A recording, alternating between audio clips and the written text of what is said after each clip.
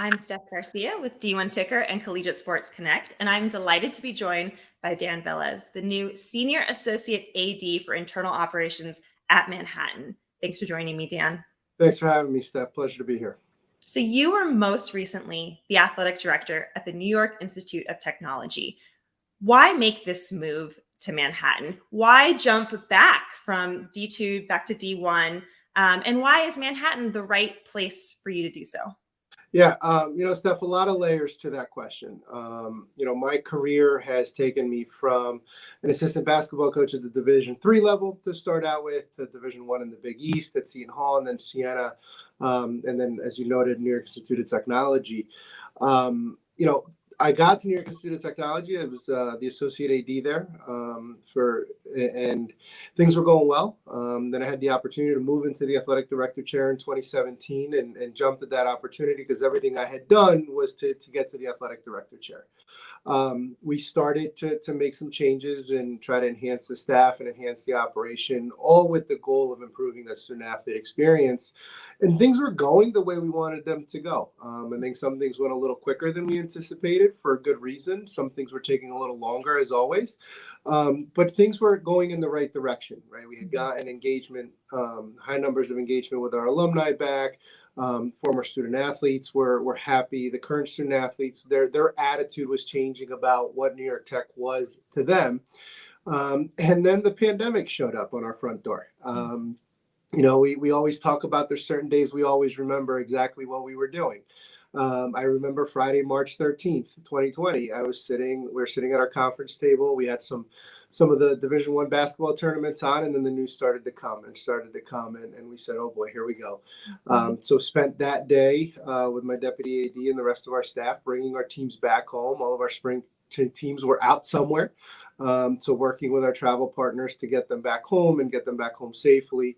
And then everything just started happening really fast.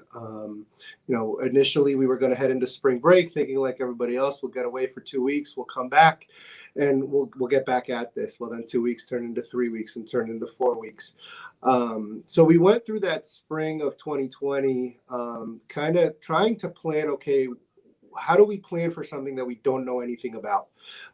So we started creating some procedures and some policies that were working documents. They were living working documents that literally changed every day, whether it was because something in the state of New York changed, something at the federal level changed, something within the university changed. And that's what we spent our time doing. Like a lot of places, we furloughed a lot of people. It was myself, my assistant AD for compliance and my assistant AD for sports performance that stayed on during that spring and into the early part of summer 2020. We brought everybody back from furlough, and we're preparing to look at this fall 20 season as, like what does this new normal look like? How do we compete in this? And then, Thursday, August 20th, 2020 rolled around. I was preparing for my regular meeting with my president. Got on the call with him, similar to us here virtually, and he noted to me, made the announcement to me that the decision had been made to suspend athletics for a minimum of 2 years. Really tough pill to swallow. I to this day, I think I still kind of push it away. Every now and again, it comes back, and I start to try to process it. But I think my immediate reaction is, what about the student athletes? What about the staff and all these people that believed in what we were trying to accomplish? We went through that August and that September. Eventually, the staff was let go. I was kept on through the end of the year to kind of assist with that transition from their student athletes that wanted to depart New York Tech and those that wanted to stay, what the best course of action was. So I spent the year doing a lot of everything in an athletic department without playing games. And then once this past summer rolled around at 21, I was looking at opportunities, went through a couple of processes, both in the athletic director chair as well as senior administration, and looking for opportunities for success. And it was, I want to say maybe the end of September. I reached out to somebody I knew here in Manhattan, and I said, "Hey, what's going on? With some of the changes that you've had." And I was like, "Well, why are you interested?" And I'm like, "Well, I'm definitely interested to learn what you're thinking." Uh-huh. And then when I got on the phone with their senior associate AD for external, who I've known for a number of years, and then got on the phone with Marianne, our athletic director, the things I heard made me excited. It was an opportunity to come in and enact some change, some positive change, and kind of rethink who we are here at Manhattan College Athletics. There's been a lot of success here, but we always want more. So how do we step forward into this new world and be successful? There was a lot of support from within the athletic department. It's a college that is well respected by its peers, and it made me excited for the future. I won't forget during my interview process, I was asked, what do you feel about, coming out of the AD chair and not being in the AD chair? And I said, one of the things that really attracted me to the job was there's a team approach to the decision making. And that's how I was as an athletic director. I know that the buck stops with the athletic director and then the one that has to wear the decision. But decisions weren't made in a vacuum. And that's something that I felt here and I got here, that the senior administrative team really works together to ultimately push the agenda forward and make sure that our student athletes have the best experience possible. And being back in Division I, I think if you're in college athletics, you want to challenge yourself. I think it's a challenging time in college athletics as a whole, and especially in Division I with everything that's coming or has come already, name, image, likeness, amateurism, conversations, realignment discussions, all of those types of things. That's exciting, right? I think that's one of the things that's always attracted me to my career is not every day is the same. You don't know what you're going to walk into. Sure, you've got to check your emails and there's certain things you do every day, but you really don't know what the day holds, right? I mean, news are breaking today all over the place. So it's enjoyable. It keeps it fresh, and being back on campus is something that I enjoy. It sounds corny, it sounds cliche-ish, but I do. I love being on campus. I love the raw emotion that comes from collegiate student athletes. You can see it, the excitement when they win. You can see the disappointment when they don't, and that's something that drives me, on a daily basis. Vision dictates strategy.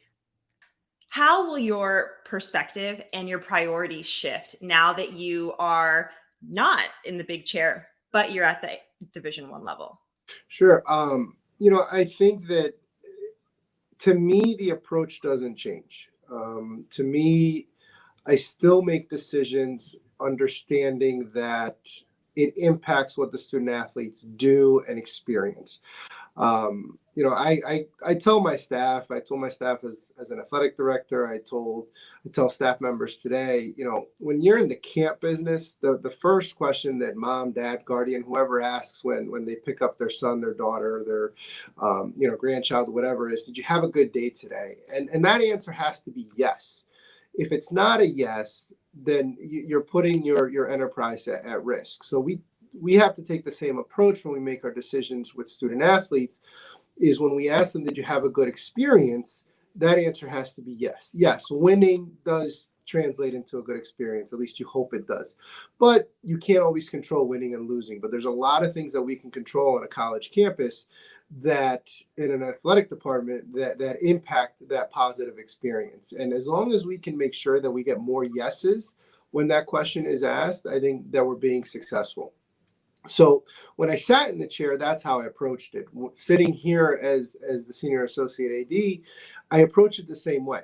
I still have sport administrative responsibilities. I work hand in hand with our men's basketball program, our baseball program, our women's lacrosse program, and our men's soccer programs. Those are the ones that I have direct oversight of. But that extends to all of our student athletes, working with our other sport administrators to make sure that, and all of our other coaches, to make sure we're providing the best that we possibly can. Finance and money is finite. Everybody wants it to be a bottomless, bucket of money, but that the reality of it is it doesn't exist. So what other things can we do that allow us to provide that good experience? And that's where that thought process from being the athletic director I bring to this. It's similar to when you go from coaching to administration, you look at things through a different lens. I think that having sat in the chair, I can see things from a different lens than somebody who hasn't sat in the chair. Not saying I'm the smartest guy in the room. I never want to be the smartest guy in the room. But I think experience does bode well for success. You alluded to, being in the pandemic, and I'll never forget. My president once told me, he's like, Dan, a lot of your peers are watching somebody go through what you're going through, and you are the one actually doing it, and that's invaluable experience. That's experience you can't get anywhere else, and that's how you become a better leader, by actually going through those challenges and tribulations. Similarly, are there any skills that you developed as the number one, as the athletic director, that you might not be using every single day in your new role, but that will serve you over your long-term career journey? Sure. I think that, I actually don't know.